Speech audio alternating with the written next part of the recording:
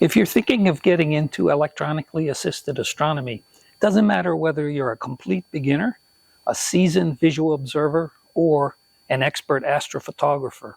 I think you should seriously consider this Seestar S50 from ZWO. It comes with everything you need, so long as you supply your own smartphone or tablet, to get started on your very first day. In fact, this is the very first image I took with my Seestar on my first day using it. It's an image of the sun, as you can obviously see. You can clearly see the sunspots. And it was actually very easy to do. And here's my very first deep sky object. I was able to capture the Trifid Nebula with this on that same night. It's very easy and intuitive to use and produces some spectacular results, even if you had no prior experience in EAA or astrophotography. Hi, I'm Curtis, and welcome to my channel. I hope you'll continue watching this video as I explain to you why I think this particular smart scope, among the many ones out there today, is the ideal one for anyone beginning in EAA. Now, don't be fooled. Even though it's easy to use and you can get up and running in short order, there's lots of features and lots to learn. So I think you'll still be learning how to optimize and do new things with your Seestar for a very long time. And for those of you interested in trying your hand at astrophotography, while this is not the ideal setup for doing astrophotography, you can capture the individual frames and do post-processing of that with your favorite astrophotography software. Now, before we get started, I want to be clear, this is not a sponsored video. I have no affiliation with ZWO. I purchased this with my own money, and with 15 years of experience doing EAA with any number of scopes and cameras, I think I can give you both an honest and an informed opinion. So let's get on with it. In my experience, there are three main obstacles that folks face when they first try to get started in the EAA. And the very first one of these is cost. If you were to try to put together your own modest system from off-the-shelf components available at astronomy retailers, it would easily cost you well over $1,000. Now, many people don't have that kind of money to invest in this hobby, especially beginners.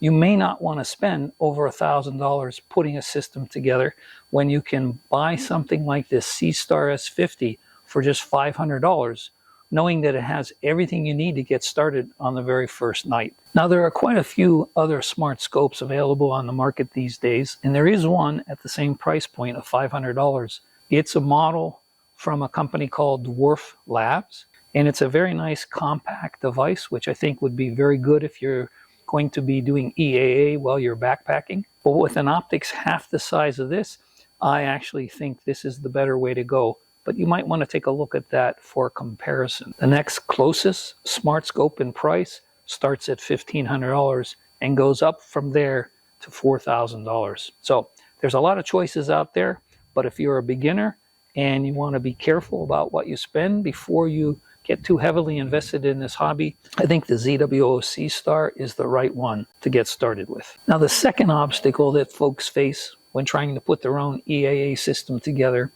is choosing compatible equipment. Putting together a system from scratch, as we will see shortly, involves picking not only an optical tube, but also a mount to go with that, a camera. Maybe you need a focal reducer, and if so, you're going to need the right number and size of spacers. You're going to need a motorized focuser, power supply, cables. You're going to need software and a computer to run that on. So all of these things have to work seamlessly together. And while people do this all the time, this can be a very big challenge to someone who's a beginner in this hobby. Now, the third obstacle that comes with putting your own system together is integrating all those components so they work seamlessly. And that involves integrating the hardware. Like I said before, if you have a focal reducer, you have to get the right spacing between the camera and the focuser. With a motorized focuser, you have to be able to calibrate that focuser so that it knows where it's going and you can get to a focus position easily. You have to integrate the software with the hardware. You'll have to load drivers for your camera, for your mount, and make sure that the software can talk to and control those. And this obstacle tends to be one of the hardest ones to get over, But you don't have to worry about any of that with something like this, because the integration of all the components is done without us having to do anything, and it works right out of the box. Now, as I said, I'm going to go through all of the features of the Seestar S50 one by one, explain what they are and why they're important. But unlike other videos on the Seestar S50, I'm going to do this a little differently. I'm going to do a virtual build of the equivalent system using off-the-shelf components, and we'll see what's involved in choosing the hardware and integrating it, and what the cost will actually be if we try to replicate the performance of this on our own. So the first thing we want to take a look at is the optics on this system. Now, it's called S50 because it's a 50 millimeter refractor. So that means it has a lens assembly which is just under 2 inches in diameter. Now, by astronomy standards, 2 inches is not particularly large, but it enables them to keep the cost, the weight, and the size down. And on the other hand, 50 millimeters is nothing to sneeze about. You can actually get some pretty good images with a 50 millimeter refractor. As I show you here are some of the first images I took on nights 1 and 2 with this. The first one is the Lagoon Nebula, M8, and you can see a lot of detail in the structure, the nebulosity. The second one is the Globular Cluster, M13, in constellation Hercules. You see the mass of stars in that cluster. The third one, take a look at here, is the Veil Nebula.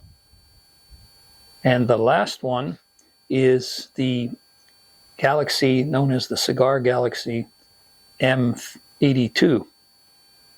Now, I'm sure I can do better than these. As I said before, each of these images was 10 minutes or less in total exposure. You can go much longer than that. A few other things about the optics here. This is a 3-element lens. Now, why is that important? Well, a lot of the least expensive telescopes use a single objective lens.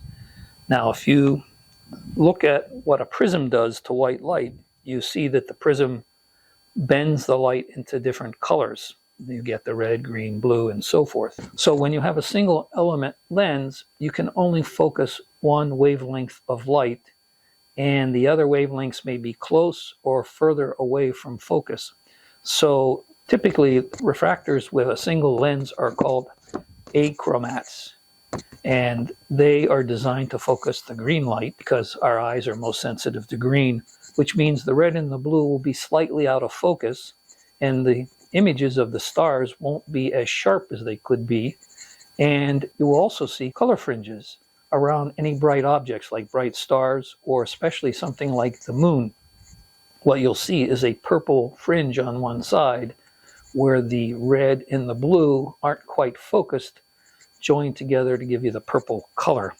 Now, by using 3 elements, as you see in this graphics from ZWO, they can design those 3 elements to focus red, green, and blue simultaneously, and that gives you sharper looking stars and no color fringes.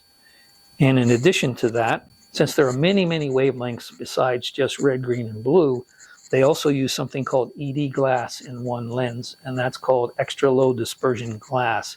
So it bends or refracts the light a lot less than the other types of glass. And so that also helps with color rendition and sharpness of the image. Now, you can find smart scopes using refractors that have even 4-element lenses, and those can give you even sharp stars and better color rendition, but you pay a lot more for that. So I think what we get with the 3-element lens of the Seestar is quite satisfactory from the images that you see, and I think it's an excellent starting point for a beginner. Now, the other thing to note about this lens, it has a focal ratio of f5. For EAA, we like to be typically below 6.5 if possible. Sometimes that requires focal reducers. This lens element is f5, so that gives us pretty fast optics, which means it doesn't take as long to gather as much light, and the exposures can be shorter rather than longer to see more. Now I said we're going to try and duplicate our own system, the equivalent in performance to the Seestar. So if we want to duplicate the optics of the Seestar, there is a 50 millimeter refractor from Sharpstar, Sharpstar 50 EDPH, and it's an apochromatic refractor. It has 3-element lens just like this, but it does have 2 of the glass elements are ED glass, so a little bit better sharpness and color rendition. It has a focal ratio f5.5, so that means it's also fairly fast, not quite as fast as this f5, but very close. Now, that Sharpstar refractor alone costs $399, so basically 80% the price of the Seestar. Now, the Seestar, like all the smart scopes on the market that I know of today, comes with an Alt-Az mount.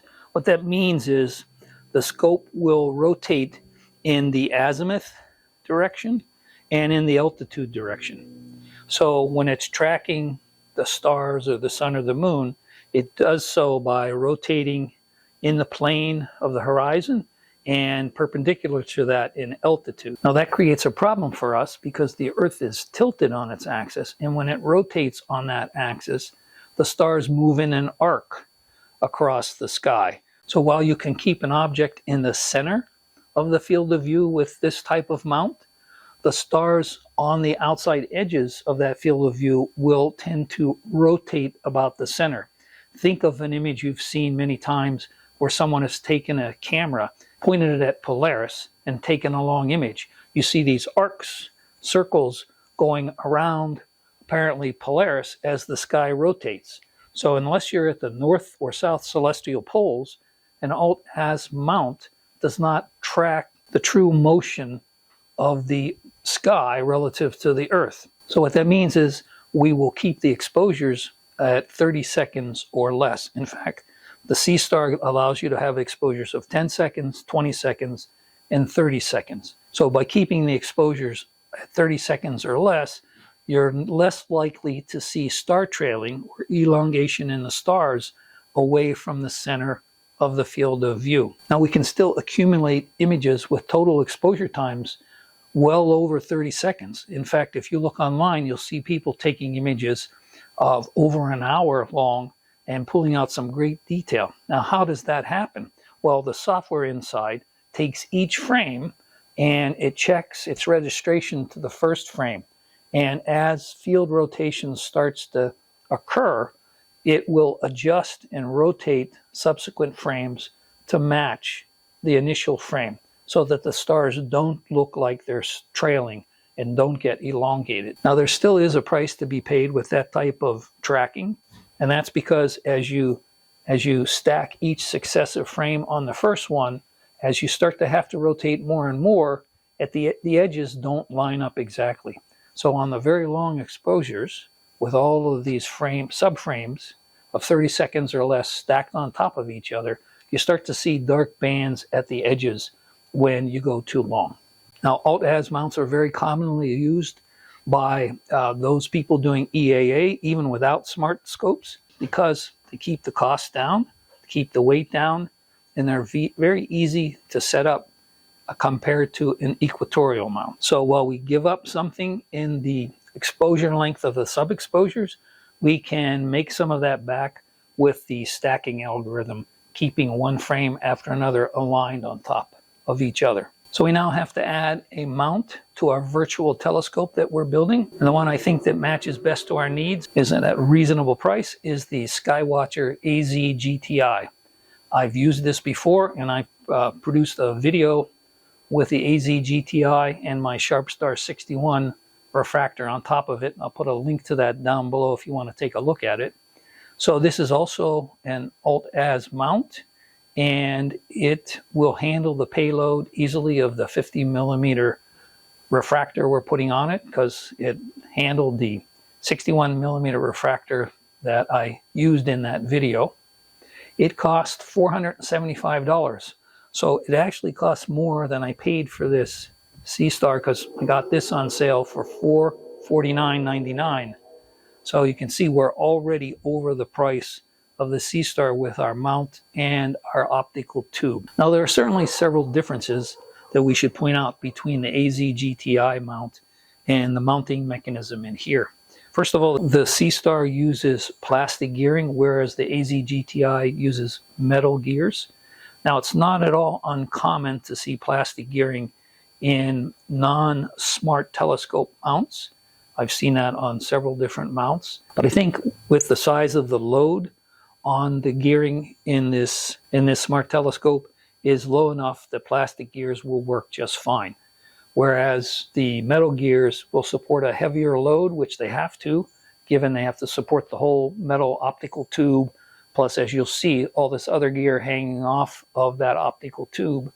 And not only the additional weight, but the weight is distributed, so it has more of a lever arm on the gears. So that's one big difference, plastic versus metal gears.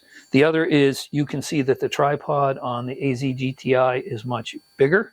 This tripod, as I'll show you later, can be extended, but it's still low to the ground. Now, since we're not sitting here looking through the optics on this scope, we're actually going to be looking at the images on either our smartphone or our tablet.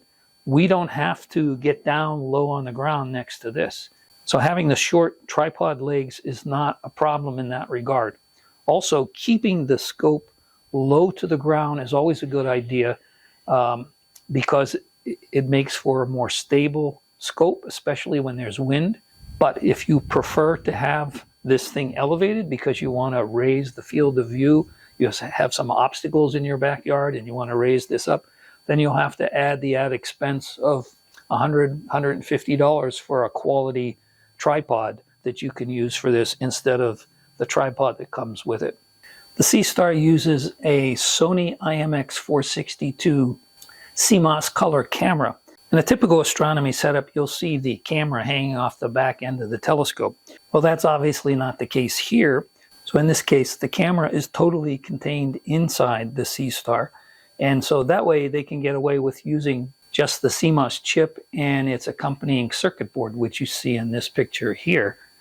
And that cuts down on weight, size, and cost. So that helps make this a much more compact system than a typical EAA or astrophotography setup. Now the IMX462 chip is considered fairly small by astrophotography and EAA standards. It has a diagonal of about 6.5 microns, and coupled with the 250 millimeter focal length of the optics in the Seestar, you get a field of view of 1.3 by 0.7 degrees. That's big enough to fit many of the Messier objects in that field of view, as well as many of the NGC and other astronomy deep sky objects out there. Where you will run into trouble with some of the very large deep sky objects like the Andromeda Galaxy, the North American Nebula, the Rosette Nebula, and so forth. But that's not atypical in EAA or astrophotography setup. Every setup has its limitations, and I wouldn't want to give the impression that you're going to be overly limited by what you can view with the Seestar. Not at all. You're going to be able to see plenty of deep sky objects with what this imaging system can do. So now we need to match as best we can the camera inside this Seestar in our virtual telescope, and we're in luck. Since the 462 is an off-the-shelf component from Sony, we can buy the Mars C camera from Player One for $169, which uses the exact same 462 imaging chip inside it. So now, how do we focus this telescope? There are no external knobs to adjust the focus on this, and that's because the focusing is done automatically by the scope itself. Inside here is a small motor, and I believe the motor is driving the imaging chip in and out of position, looking for the best focus. It uses an algorithm here to determine the best position to obtain the sharpest images possible, and that's all done automatically by the scope itself. Now, on the other hand, the app does have a manual focus capability, so you can simply go into the manual mode and move the focus motor forward or backward to your taste. Some people use a Bahtinov mask to do their focusing, and you can attach that to the front and adjust the focuser until you see you're in optimum focus. But I found in using this so far that the automatic focuser works just fine, but it's nice to know if you want to adjust the focus manually, you can do that. Now in our virtual build, let's add a focuser. That focuser has to be a motorized focuser that can be handled by software, and we're in luck. We can get the ZWO EAF focuser, like this one here. That will mount to the focusing mechanism, the manual focusing mechanism on the back of our SharpStar 50mm scope. And then it will be controlled in software to move the focuser in and out, just like the focusing mechanism in here. Now that ZWO focuser will set us back $199, so we can add that to our growing list of costs. So to run all of the hardware features and do all of the imaging, this thing has an internal computer, which is probably a Raspberry Pi, and it has 64 gigabytes of memory, so it can hold lots and lots of images that you take over the night, and then you can download them to your PC, or they automatically can get loaded to your smartphone or tablet. That internal computer runs all of the software necessary to move the scope into position, to do the plate solving, to find your object of interest, to run the focuser to get the optimum focusing, and to run the camera and collect and stack the images one by one until you tell it you're done. So we need a computer for our virtual build as well. And again, we can go to ZWO for their ASIAIR Mini, which we can mount on top of our scope. It uses a Raspberry Pi. It will run live stacking and control software so that it can control the focuser, it can control the mount, it can do the plate solving. Everything that we can do in the Seestar, it can do in our virtual setup.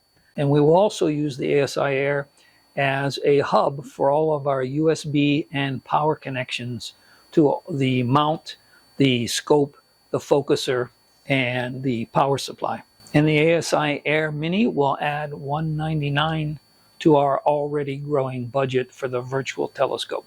So in order to enhance the appearance and quality of the images that the Seestar takes, it does something called dark frame subtraction. What that means is, before it takes a set of images, it has a shutter that will block light from hitting the imaging sensor, and it will take a series of frames with no light on the sensor, and it will average those frames together to create a dark master.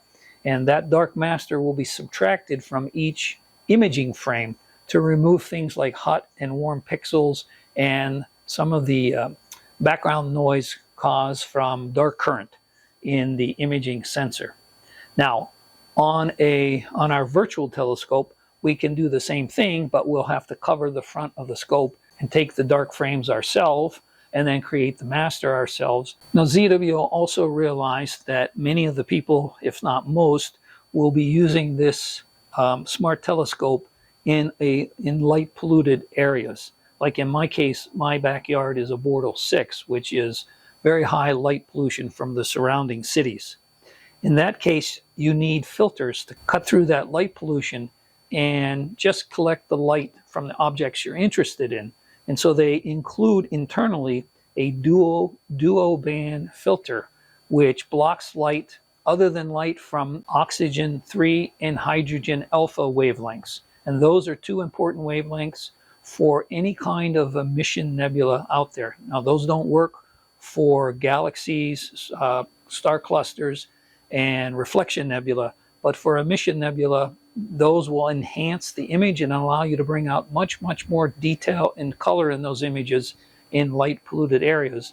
And I use that for some of those images I showed you before. So that filter will automatically slide into place when you ask for the dual band filter. So now we need to add a dual band filter to our virtual telescope. So the closest match I could find was the Optolong L-Enhance Duo filter, which also passes the O3 and hydrogen alpha. The bands on this are slightly narrower, so they'll do a better job than the dual filter in the Seestar at blocking out light pollution, but it'll be very similar. And this filter will add another $229 to our overall cost. Now, depending on where you live and the conditions on the night you're observing, you may run into problems with dew. Well, ZWO took care of that. They do have a heater around the optical elements internal to this. And so you can turn the heater on if you need it or not to save power if you're not going to have a dew problem. So we're going to have to add a dew strap to our virtual telescope. That's going to add $40 more. The other thing the Seestar comes with is a white light solar filter that goes on the front anytime you point this towards the sun. So be very careful not to point it towards the sun without this. And we'll get a Bader filter for our virtual telescope, and that'll set us back another $45. Now, to power everything here, included internally is a 6 amp hour lithium battery. The battery is ultimately replaceable. We're going to need something similar, so we can add this 6 amp hour lithium power bank from Talent Cell to our virtual setup. Now, we're also going to have to add some power cables as well. I haven't added that in the price. It's not too much, 10, 20 bucks. The USB cables will come with the camera and the focuser, so you won't have to buy any cables for that. Now, the grand total for our virtual telescope is $1,817, and that doesn't even include a case for everything, as the Seestar does come with its own, what I think is actually pretty nice foam case, nice lightweight, and it looks like it's shock absorbing as well. So you can see over 3 times the cost of the Seestar to put together a roughly equivalent, maybe slightly better, I wouldn't argue slightly better, virtual off-the-shelf system. But do you want to spend $1,800 and integrate all that yourself and make sure everything is working? Or do you want to spend $500 and start imaging on your first night? That's up to you. But I think this is clearly the way to go for somebody who wants to try out EAA and see if it's right for them. As I said, the Seestar comes with everything you need to get started taking images immediately, but I think there are a couple of options that you might want to consider. So to help make leveling this mount a lot easier, I mean, the way you have to level it as is adjust the legs one at a time, and that's kind of hard. You can use one of these tri-leveling adapters, and these are available on the astronomy equipment company sites, but I found the exact same one cheaper on Amazon, and I'll put a link to this one down below. This has 1, 2 bubble levels on the side, and it has a bubble level on top. This just fits between the base of the Seestar and the tripod, and then it makes it a lot easier to access and adjust the level of this Seestar.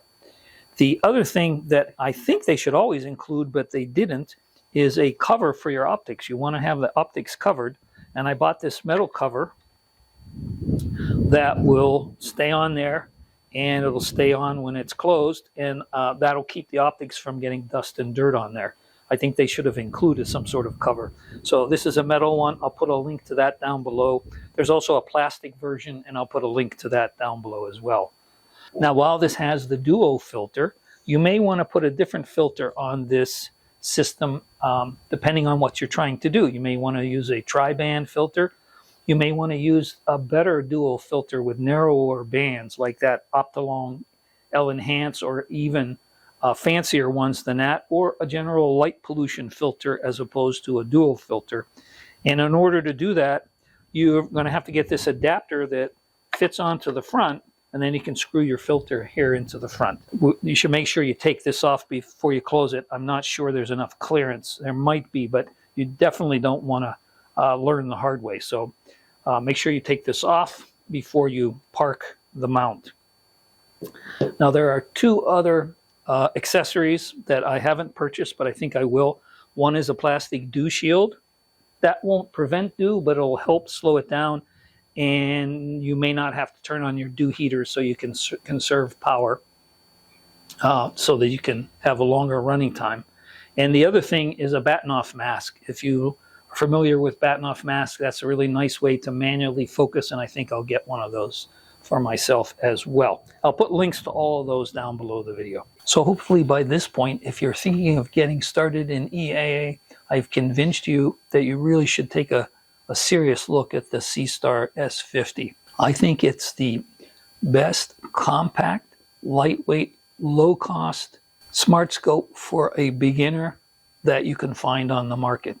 It's ridiculously easy to use. It produces pretty amazing results with no muss, no fuss. But despite the simplicity, it has enough features that will allow you to grow with it over time. Now, I haven't shown you exactly how to operate this.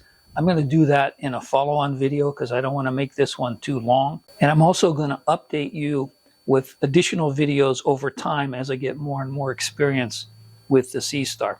So if you want to be alerted for those future videos, please subscribe to this channel. If you've learned something useful from it, I'd also ask you to like the video. That helps to make it more accessible for other folks.